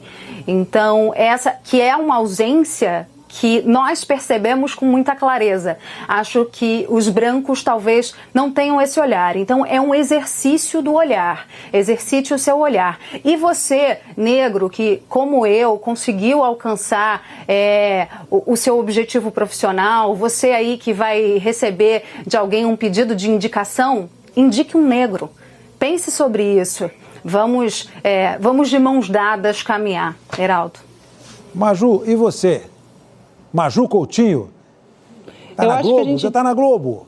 Estou na Globo. Todos estamos na Globo. Todos estamos na Globo, mas eu acho que uma coisa fundamental é a gente acabar com um discurso da meritocracia, porque é um discurso muito cruel. Nem todas as pessoas, nem todas as mulheres negras saíram de famílias que têm a mínima condição para que elas ingressem em determinados postos. Então, é muito cruel eu jogar uma imagem de eu, Maju, consegui, enfim, lutei.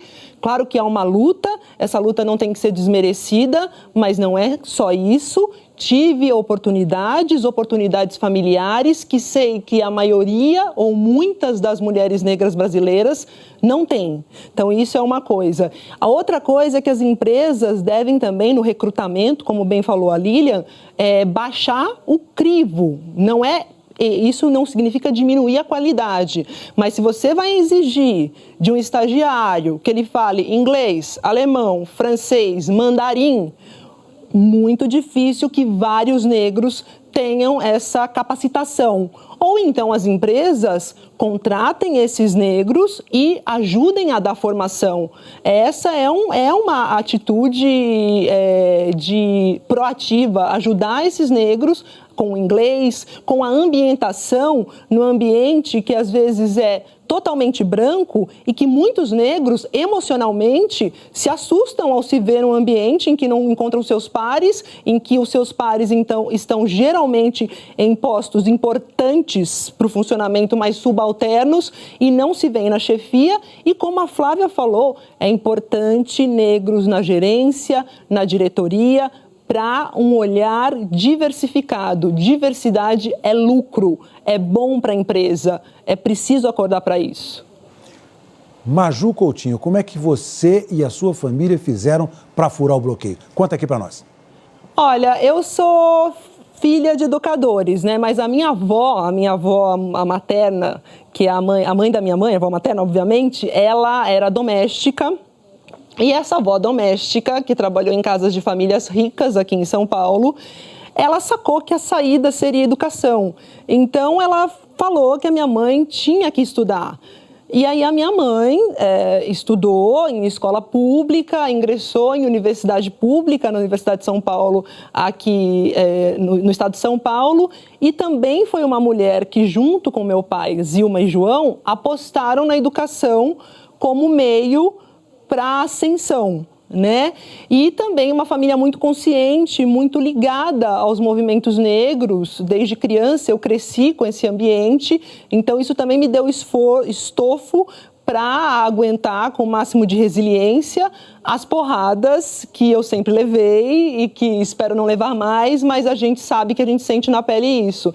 Então foi assim que furamos o bloqueio, mas essa furar o bloqueio também é uma questão muito dolorosa e complicada, porque você está com o pé em um grupo que não te pertence totalmente e já também não está com o pé totalmente naquele grupo de origem que você saiu. É sua raiz, você reconhece, valoriza, mas você fica aí nessas duas canoas. Isso eu até lembro aqui, só para fechar, uma fala do livro da Michelle Obama, da autobiografia dela, que ela conta que também, como eu, veio de uma família que investia na educação, no falar corretamente, no se expressar corretamente, e de repente ela foi visitar uns primos na periferia de Chicago, eles falavam de outra maneira, e uma prima dela perguntou: por que você fala desse jeito? Por que você fala de um jeito tão branco?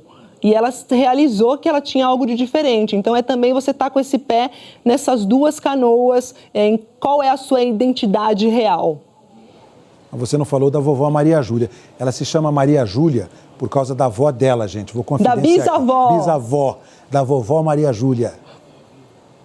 É isso mesmo. Maju Coutinho, Aline Midley, como é que foi a experiência sua e da sua família para furar esse bloqueio do racismo? Eu acho que muito investimento em educação mesmo, Heraldo, prioridades que minha família elegeu, em especial meu pai, que começou a vida como mestre de obras. Eu venho de uma família miscigenada, tem uma mistura de raças nessa minha construção, mas desde pequena meu pai começou como mestre de obras, ele é baiano, minha mãe é pernambucana, e meu pai ainda com pouco estudo, até de fato avançar nos estudos, ele começou trabalhando em várias obras pelo país e foi guardando muito dinheiro. A vida do meu pai sempre foi guardar dinheiro para que a gente pudesse estudar em escolas boas, em escolas particulares que ele considerava serem mais seguras. E assim foi. Meu pai foi crescendo na vida, a gente foi junto. Minha mãe dedicada sempre aos filhos, né? Abandonou os projetos de educação da vida dela, estudou até o ensino médio para se dedicar a nós. E assim meu pai, com muito esforço, recentemente meu pai viajou pela primeira vez para fora do Brasil, para a Europa, melhor dizendo. Já tinha viajado aqui pela América Latina, mas não conhecia lá fora, de verdade. Viajou recentemente porque passou a vida guardando tudo que tinha para conseguir colocar a gente em boas escolas. E essa foi a minha herança. A minha herança foi o estudo que meu pai me deu, a condição que ele me deu de conseguir me formar, escolher uma área que me agradasse. Meu pai tinha muita resistência com jornalismo, eu até comentei isso numa campanha linda que a Globo News fez aqui recentemente. Meu pai tinha muito receio da instabilidade que eu poderia sofrer, porque ele sabia que para mim seria mais difícil. Então ele tinha receio que o jornalismo pudesse me deixar na mão. E hoje a gente conversa muito sobre isso. Meu pai é muito coruja, vocês podem imaginar. Mas lá em casa acho que foi isso, Heraldo. Muito foco em educação. Meu pai foi muito exigente com a minha formação e até hoje ele é. Se eu fico um dia sem ler o jornal e comentar com ele as notícias, o bicho pega lá em casa. Que bom. Flávia Oliveira, como é que você fez? Você e a sua família fizeram para furar o bloqueio?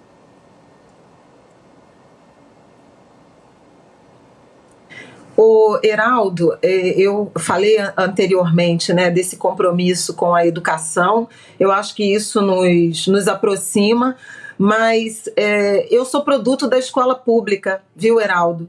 E acho importante dizer isso. Também uma área que vem sofrendo tanto, né? Professores, alunos, espaços de ensino que vêm sendo sucateados. Eu estudei a minha vida inteira em escolas da rede pública, primeiro municipal, aqui do Rio de Janeiro, no subúrbio de Irajá, onde eu cresci.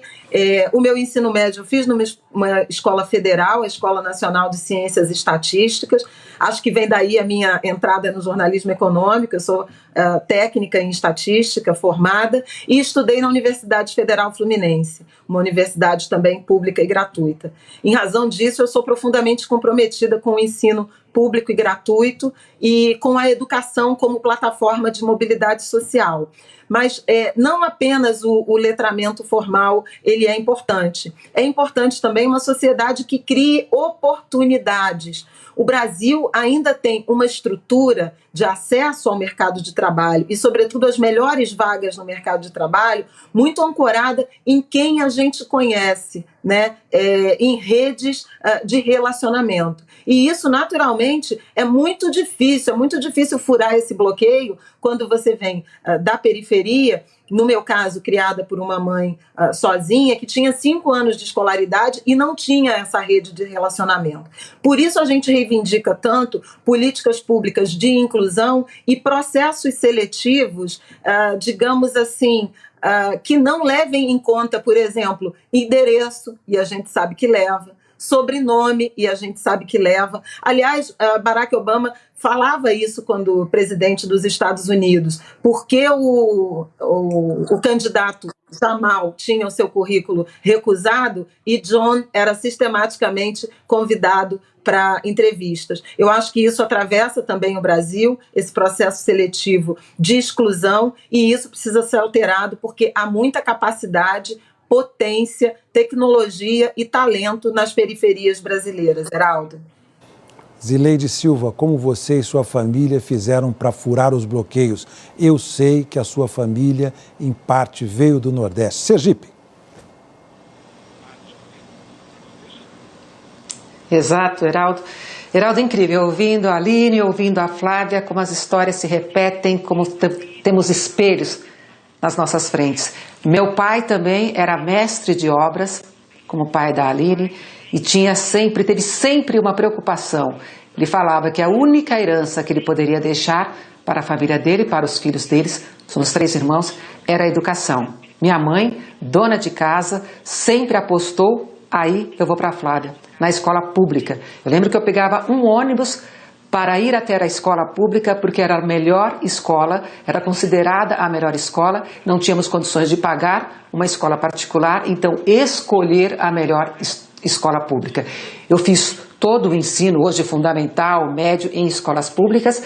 Na universidade, para fazer jornalismo, aí sim, fui para a Faculdade Casper Libero, particular, e depois senti a necessidade de fechar essa educação. Fui para a Universidade de São Paulo, para a USP, para fazer História, mas aí fui obrigada a abandoná-la por causa já trabalhando, não conseguir concluir. Até hoje eu tenho essa falta alguma coisa, eu acho que é a história da Universidade de São Paulo, da USP. Mas então é isso, meus pais sim, são do Nordeste, são de Sergipe, meu pai e minha mãe, ele mestre de obras e essa aposta. E que aposta perfeita, que aposta correta, porque é mesmo a educação. Foi graças à educação que eu consegui furar esse bloqueio. E aí eu vou um pouquinho para a Maju, reforço realmente isso da Maju, pensando no jovem de hoje, no universitário de hoje, de quem está acessando hoje ao mercado de trabalho. Ele não pode realmente, o negro, o jovem negro, a jovem negra, o jovem preto, a jovem preta, ele não tem ainda o acesso a todos os mecanismos, a todas as técnicas que o jovem branco ainda tem. Então não dá para cobrá-lo. Não dá para cobrá-lo o alemão, o francês, o espanhol, o inglês, o mandarim.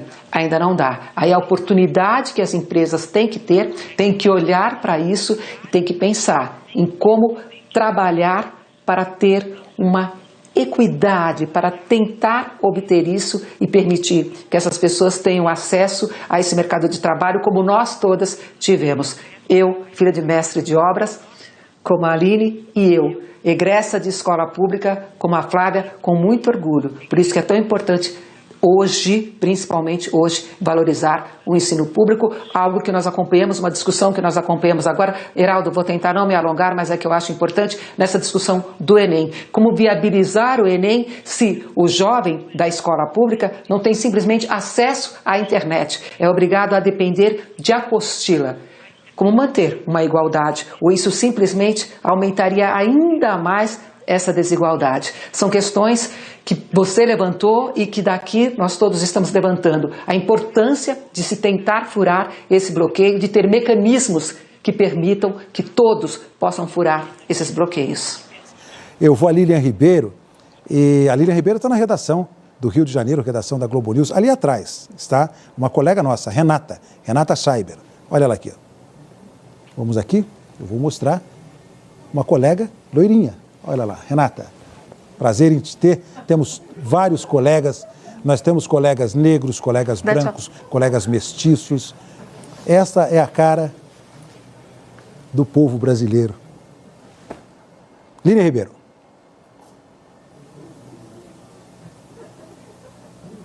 Eu já estou emocionada aqui. Ninguém chorou, aí eu vou acabar chorando. Mas é porque eu estou lembrando aqui de uma história, obviamente que foi a educação também, né? Que me ajudou a furar esse bloqueio. Meus pais não conseguiram chegar à universidade, eu sou filha de um policial militar e uma dona de casa. E meu pai, seu Paulo, que deve estar assistindo agora, teve um ano que ele tinha uma calça jeans e ele não comprou outra calça jeans, porque se ele investisse naquela calça jeans, ele não ia conseguir pagar a escola. E aí era aquela técnica que muita gente conhece, de secar a calça jeans atrás da geladeira para o plantão seguinte no quartel. Esse é um investimento muito duro para uma família conseguir que o filho chegue à universidade, alcance um sucesso profissional.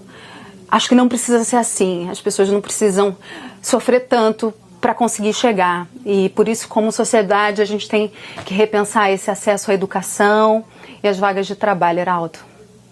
Obrigado. A gente volta já já.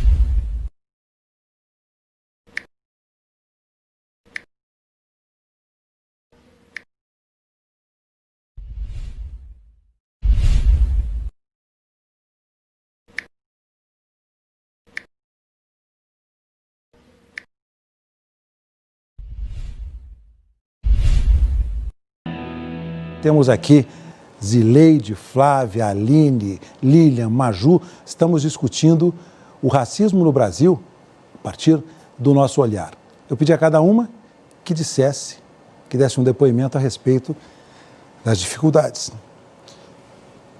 E também eu preciso deixar uma mensagem ao público telespectador, nesse dia muito importante nosso, de que a coisa mais importante que existe é o estudo, o trabalho e a união de um povo tão diverso como é o povo brasileiro, de um país tão importante que nós temos e que nós não podemos nos dividir na questão racial, porque não existem raças, somos só um povo.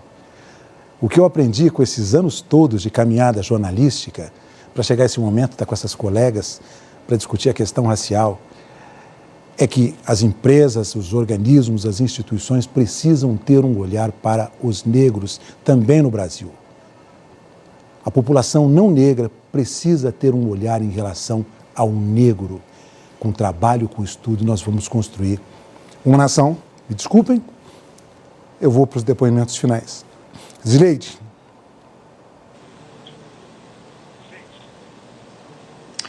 Heraldo, te ouvindo aqui, falando dessa importância, a importância desse debate hoje, de estarmos aqui discutindo essa questão horrível, que é a questão do racismo.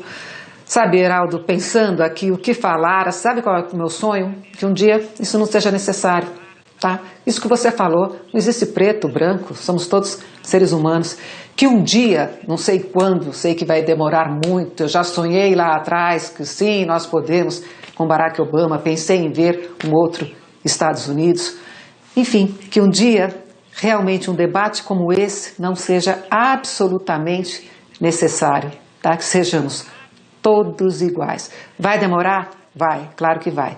Mas é um desejo, é um sonho, e hoje, participando desse debate maravilhoso, me veio isso agora, quando você pediu essa avaliação final.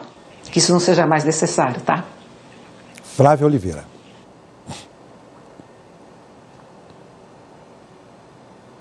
Heraldo, antes da despedida, eu queria, em nome das minhas colegas, pedir para que você contasse a sua experiência de mobilidade social. Como você, Heraldo, furou o bloqueio? Elas me pegam no improviso, já nesse momento em que a gente já vai com tanto tempo contar essas experiências. Eu comecei a trabalhar muito cedo. Com 8 anos de idade, 9, eu já trabalhava com uma tia minha na cidade de Ribeirão Preto. Depois fui office boy, fui guardinha. O trabalho me levou para a profissão de jornalista, logo em seguida, radialista, menino radialista. E com o trabalho, eu cheguei aqui na Globo News, cheguei ao Jornal das 10, tive essa possibilidade. Fico pensando a cada momento em que eu apresento os telejornais, dos meninos e meninas, negros e negras, que são tantos, que estão por esse imenso Brasil, à espera de uma oportunidade que será dada. Vamos construir uma nação. Aline Midley. Heraldo, eu encerro agradecendo demais. Eu acho que essa imagem fala muito, mas eu vou encerrar dizendo aqui que a minha contribuição final é para um chamamento para todos, porque a luta contra o racismo precisa ser de todos, que a partir de hoje, a partir desse segundo, cada um de nós exercite diariamente esse olhar, essa observação para o seu entorno, para as narrativas que te formaram como ser humano, que forjaram as suas percepções dos outros, em especial dos negros. Se incomode, sinta, ache injusto. Sinta, eu acho que isso é muito importante, repense e ouça, escute o que os negros têm para te dizer, os busque em algum lugar, eles estão por aí o tempo todo, aliás, em grandes grupos. A gente tem que parar de aceitar, a luta não é de uma pessoa, a luta é de todos, né, Heraldo? E tem uma coisa que é muito importante, que é uma retórica que eu amo. Não adianta só falar não sou racista, você tem que ser antirracista. Você não pode silenciar. E se for o caso, grave. Isso também ajuda. Mais um exemplo que vem dos Estados Unidos. Aquela mulher que decidiu gravar aquela cena do George Floyd. E se ela não fosse gravada? Como tantas outras não são. Então, contra os silêncios e a favor do sentir. Flávia e colegas, a gente está numa dinâmica tão emocionante e eu preciso devolver a palavra para você, para suas considerações. Desculpa, Flávia.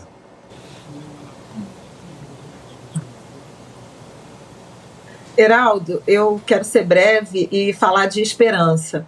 Vou citar uma fala que eu ouvi do pastor Henrique Vieira, um querido amigo, também grande talento, jovem e negro. Ele dizia que otimismo é quando a gente analisa todas as evidências e acha que alguma situação vai dar certo. Pessimismo é quando, olhando as evidências, você acha que vai dar errado.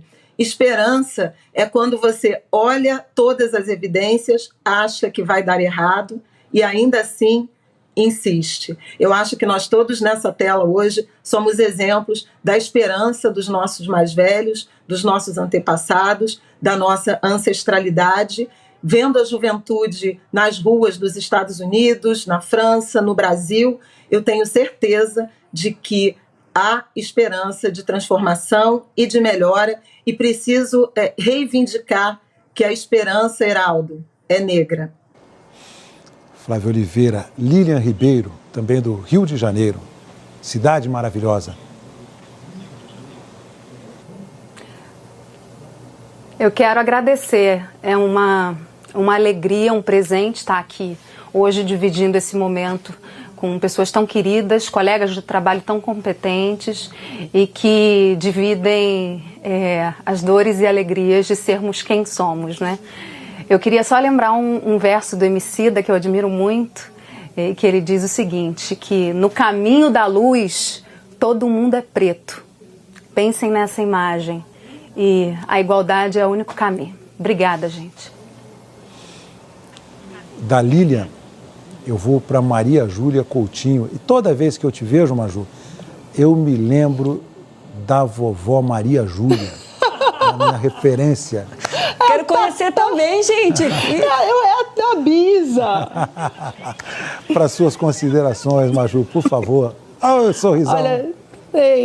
Olha, gente, eu sei que foi um momento histórico maravilhoso estar aqui com vocês. Eu acho que a gente abriu uma porta muito grande aqui e eu acho que desse momento histórico que tem que sair hoje, a pauta importante foi a luta antirracista, sim, mas que nós, negras e negros, não fiquemos numa segunda escravidão, que é só falar sobre esse tema. Fiquei super feliz de ver agora que Flávia Oliveira e Zileide Silva vão integrar aí o time do Jornal das 10, isso é importante. Então, que isso vá para frente. Falemos de racismo, mas a gente fala também de outra coisa.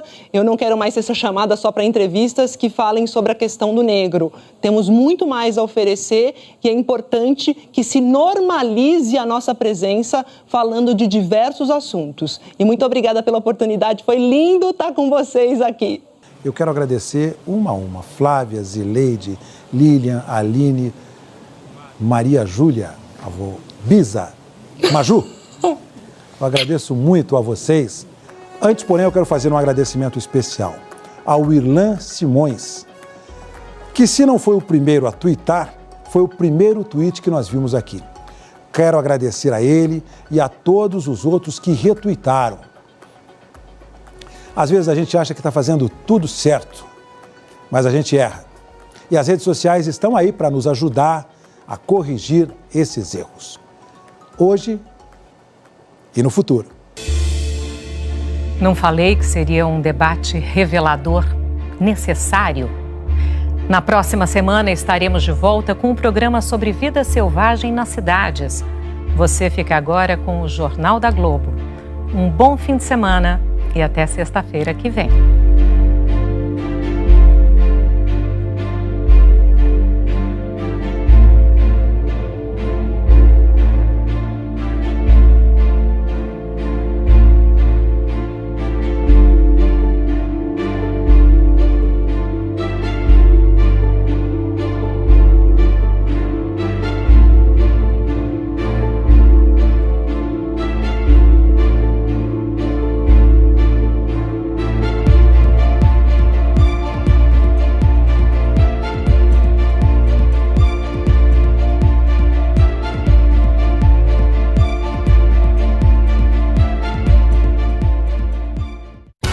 Jornal da Globo.